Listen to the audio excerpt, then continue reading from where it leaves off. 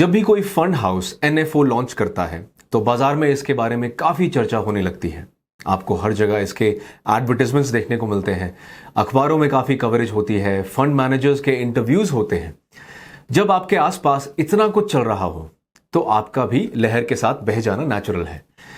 नमस्कार, स्वागत है आपका और इस वीडियो में हम एनएफओ के इफेक्टिव मार्केटिंग कैंपेन से आगे बढ़कर इसे देखेंगे और समझेंगे कि यह हमारे और आप जैसे लोगों के लिए क्या सच में एक इफेक्टिव इन्वेस्टमेंट टूल है।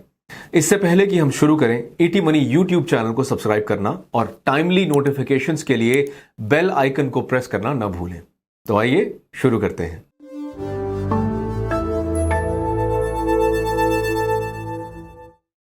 जब कोई एसेट मैनेजमेंट कंपनी कोई नया फंड लॉन्च करती है तो वो इसे पहले कुछ दिन सब्सक्रिप्शन के लिए खोलती है। ये प्रोसेस एनएफओ या न्यू फंड ऑफर कहलाती है। इससे पहले कि फंड मैनेजर्स स्टॉक खरीदें और फंड का इन्वेस्टमेंट पोर्टफोलियो बनाएं, एनएफओ फंड के लिए पैसा जुटाने के लिए लाया जाता है। अब सेबी के रेगुलेशंस के अनुसार एक एनएफओ 15 दिन के अधिक अवधि का नहीं हो सकता। एक बार एनएफओ की अवधि पूरी हो जाने के बाद ज्यादातर फंड्स ओपन एंडेड फंड में कन्वर्ट हो जाते हैं। इसका मतलब है कि ये फंड्स फ्रेश मनी या नया इन्वेस्टमेंट एक्सेप्ट कर सकते हैं। आमतौर पर इसी तरह एक टिपिकल एनएफओ का निर्माण होता है। और इसके साथ हम एक ऐसे इंपॉर्टेंट फैक्टर पर पहुंच गए हैं जिस पर आपको ध्यान देने की जरूरत है। एनएफओ में किस तरह के फंड की पेशकश की जा रही है, ओपन एंडेड फंड या फिर क्लोज एंडेड फंड। याद रखें, ओपन एंडेड फंड्स वो स्कीम्स हैं जो फ्रेश इन्वेस्टमेंट्स की इजाजत देती हैं। वहीं एक क्लोज्ड एंडेड फंड इसका उल्टा है और आप केवल एनएफओ के समय ही इस स्कीम में इन्वेस्ट कर सकते हैं। इसलिए अगर fund offering close ended scheme के लिए है तो आप एनएफओ में इन्वेस्ट करने पर विचार कर सकते हैं। हालांकि अगर fund offering open ended scheme के लिए है तो रुकिए और कुछ इंपॉर्टेंट पॉइंट्स पर ध्यान दीजिए जो हमने अपनी रिसर्च में खोजे हैं।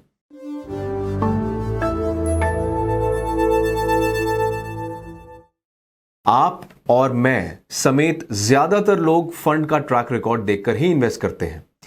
हम आमतौर पर 1 साल, 3 साल की परफॉर्मेंस रेटिंग, रैंकिंग, दूसरे फंड्स के साथ कंपैरिजन करके और फंड पोर्टफोलियो आदि देखने के बाद ही फंड में इन्वेस्ट करने का फैसला लेते हैं।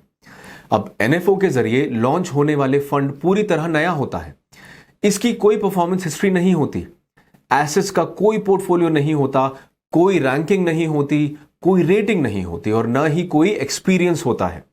और जब कोई एक्सपीरियंस ही नहीं है तो फंड के बारे में कैसे राय बनाई जाए। साल 2018 में सेबी यानी securities and exchange board of India ने यह अनिवार्य किया था कि एसेट मैनेजमेंट कंपनीज प्रति कैटेगरी केवल एक फंड लॉन्च करें। 2018 से पहले कुछ म्यूचुअल फंड कंपनीज के पास 3 large cap fund, 4 multi cap funds होते थे और इससे निवेशकों के बीच काफी कंफ्यूजन पैदा हो जाता था। लेकिन अब यह सब खत्म हो चुका है।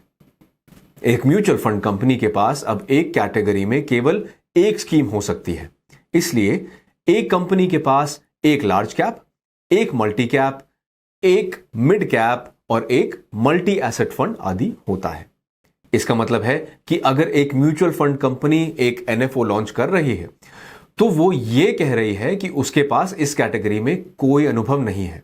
इसके बारे में सोचिए, फंड हाउस के लिए भी एक नई कैटेगरी है और हो सकता है कि फंड मैनेजर को अपनी इन्वेस्टिंग स्ट्रैटेजी डेवलप करने में वक्त लगे। और क्योंकि मैं लर्निंग कॉन्सेप्ट को पसंद करता हूं तो यही अच्छा रहेगा कि फंड मैनेजर किसी दूसरे के पैसे से सीखे, ना कि मेरे पैसे से। हमारा सजेशन यहां सिंपल है। अगर फंड किसी ऐसी कैटेगरी में लॉन्च हो रहा है जहां पहले से कई फंड्स मौजूद हैं तो ऐसे फंड को चुनें जिसका ट्रैक रिकॉर्ड पहले से है। For example, mid cap category में 25 स्कीम्स हैं जिनमें से आप चुनाव कर सकते हैं, लेकिन इन 25 स्कीम्स में से 18 स्कीम्स पिछले 10 वर्षों से हैं।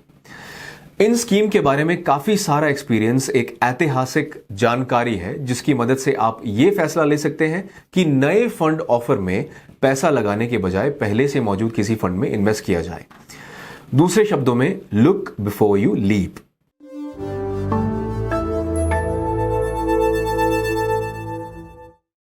अगर आप किसी से यह सुने कि एनएफओ तो आईपीओ जैसा ही होता है तो प्लीज मेरे सुझाव से सीरियसली विचार करें और उस इंसान से फाइनेंशियल एडवाइस लेने से बचें। हजारों लोगों को यह भ्रम है कि एनएफओ और आईपीओ एक जैसे हैं। तो आईपीओ क्या है? एक आईपीओ या इनिशियल पब्लिक ऑफरिंग एक ऐसी प्रोसेस है जिसके जरिए एक कंपनी के प्रमोटर्स सीमित संख्या में शेयर्स को पब्लिक द्वारा खरीदने के लिए इशू करते हैं।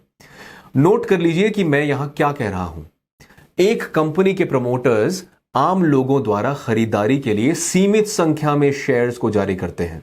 इसका मतलब है कि आईपीओ में ऑफर होने वाले शेयर्स की संख्या लिमिटेड होती है और आईपीओ प्रमोटर्स से आप और मेरे जैसे रिटेल इन्वेस्टर्स को ओनरशिप का केवल एक लिमिटेड ट्रांसफर होता है। ऐसा एक ओपन एंडेड एनएफओ में नहीं होता।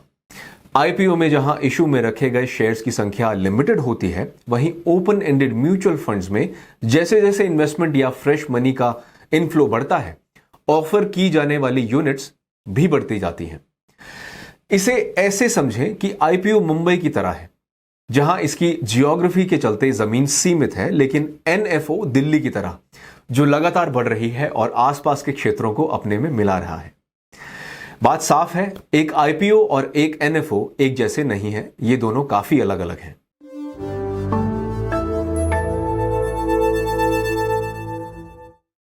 हर स्कीम मैनेजमेंट फीस चार्ज करती है।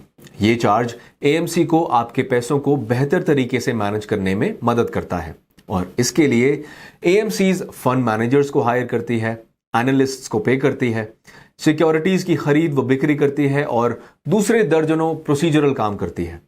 ये फीस फंड का एक्सपेंस रेशियो भी कहलाती है और ये आमतौर पर AUM यानी एसेट अंडर मैनेजमेंट के कुछ परसेंटेज के रूप में ली जाती है। अब भारत में म्यूचुअल फंड्स रेगुलेशंस ने अधिक AUM वाले फंड की तुलना में कम AUM वाले फंड को अधिक एक्सपेंस रेशियो चार्ज करने की इजाजत दे दी है।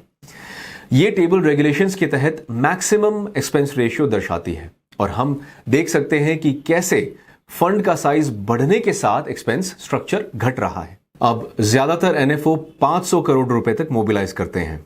इसका मतलब यह है कि फंड्स 2% तक एक्सपेंस के रूप में चार्ज कर सकते हैं।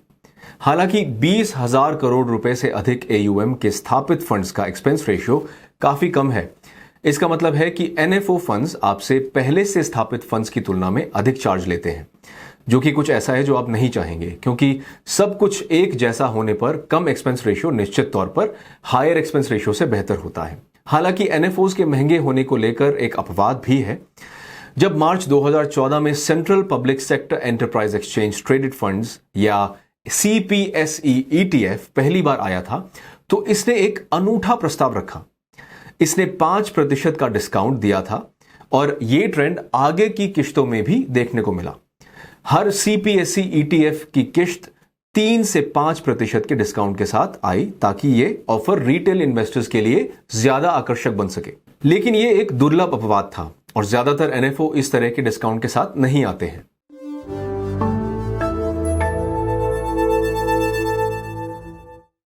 यह हैरान करने वाली बात है कि न जाने कितने इन्वेस्टर्स ये बेतुका कॉन्सेप्ट रखते हैं कि एनएफओ एक ग्रेट डील है, क्योंकि यह सिर्फ 10 रुपए में मिल रहा है, जबकि अधिक स्थापित फंड्स की NAV 200 या 300 रुपए होती है।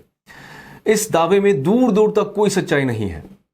म्यूचुअल फंड से आप जो पैसा कमाते हैं वो NAV में रिलेटिव ग्रोथ पर निर्भर करता है, न कि NAV के एब्सोल्यूट प्राइस पर। फॉर एग्जाम्पल, ये काफी हद तक संभव है कि आप एक 10 रुपए की NAV पर जो फंड खरीद रहे हैं वो 10 से 11% तक बढ़ सकता है और 200 रुपए वाले फंड की NAV 20% उछलकर 240 रुपए तक जा सकती है।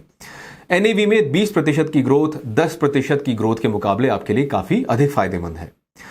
यह स्पष्ट रूप से दर्शाता है कि म्यूचुअल फंड का प्रदर्शन उस NAV के सापेक्ष है जिस पर आपने उसे खरीदा था और इसका NAV की एब्सोल्यूट वैल्यू से कोई लेना देना नहीं है। मैं फिर से आपको याद दिला दूं, एनएफओ एक मार्केटिंग टूल है और मार्कर्स ग्राहक को कन्विंस करने के लिए सारी ट्रिक्स अपनाते हैं।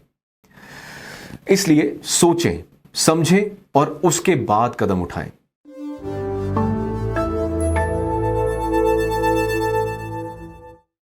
म्यूचुअल फंड कंपनीज के लिए एनएफओ का मतलब है न्यू फंड ऑफरिंग, लेकिन हमारे लिए एनएफओ का मतलब नेवर फाउंड आउट के तौर पर ज्यादा है, क्योंकि पूरी ईमानदारी से कहें तो एनएफओ और कुछ नहीं बल्कि अंधेरे में चलाया गया एक तीर है। आप एनएफओ में निवेश कर सकते हैं और वहां एक ऐसा प्रस्ताव हो जो बाजार के लिए नया हो और आप इसमें पूरी तरह विश्वास करते हो। फॉर एग्जाम्पल, क्वांट फंड्स नामक एक फंड टाइप है जो एल्गोरिदम, मैथमेटिकल मॉडल्स और मशीन लर्निंग के बेसिस पर स्टॉक चुन रहा है। इसलिए तकनीकी रूप से उस फंड में स्टॉक्स किसी ह्यूमन फंड मैनेजर द्वारा नहीं पिक किए गए हैं, बल्कि ये कंप्यूटर है जो उन्हें चुनता है। ये फंड ग्लोबली काफी पॉपुलर है, लेकिन भारत में अभी इनका बेस बनना बाकी है। अभी भारत में मुश्किल से 2 से 3 क्वांट फंड्स हैं और इनमें से अधिकतर केवल 1 साल पुराने हैं। तो अगर एक क्वांट फंड के लिए कोई एनएफओ आता है तो आप इसके बारे में सोच सकते हैं। हालांकि हम अभी भी सुझाव देंगे कि आप पहले इस फंड को कुछ महीनों तक रहने दें और उसके बाद इनमें पैसे लगाएं।